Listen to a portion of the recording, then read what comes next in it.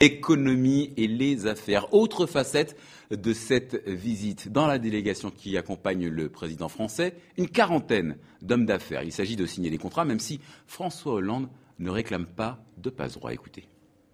Je suis venu avec des responsables économiques très importants, des chefs d'entreprise, de grandes, mais aussi de petites entreprises.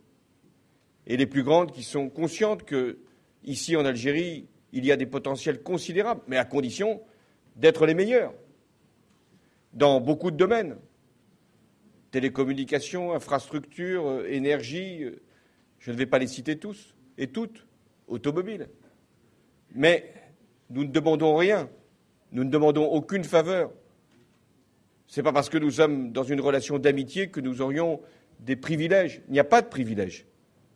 Nous voulons simplement être au service de l'économie algérienne, de la même manière que nous espérons que les Algériens peuvent être au service de notre propre économie. Nous en avons besoin.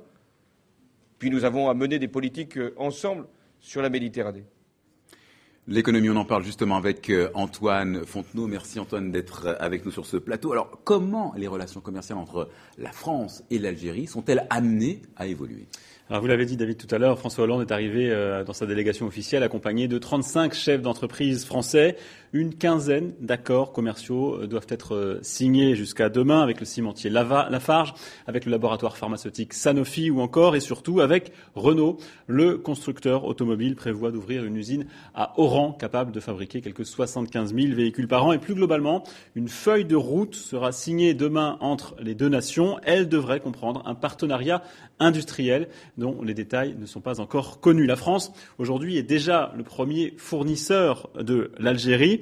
Derrière, d'ailleurs, la Chine tente de rattraper, de prendre la première place. Mais si Paris essaye de développer encore ce partenariat, c'est parce que l'Algérie dispose d'une belle cagnotte amassée grâce aux ressources d'hydrocarbures, pétrole et gaz. L'Algérie est le 4e exportateur mondial de gaz naturel et l'État dispose de quelques 200 milliards de dollars de réserves de change. Une manne, d'ailleurs, que beaucoup d'Algériens préféraient qu'elle soit dépensée pour les entreprises et les PME algériennes plutôt que pour les multinationales françaises, car cet argent est mal redistribué en Algérie et aujourd'hui, l'économie algérienne est très largement informelle. Antoine Fontenot, merci beaucoup Antoine. Et pour en savoir plus sur l'évolution de cette visite qualifiée d'historique, rendez-vous sur notre site internet. Un live blog y est largement consacré.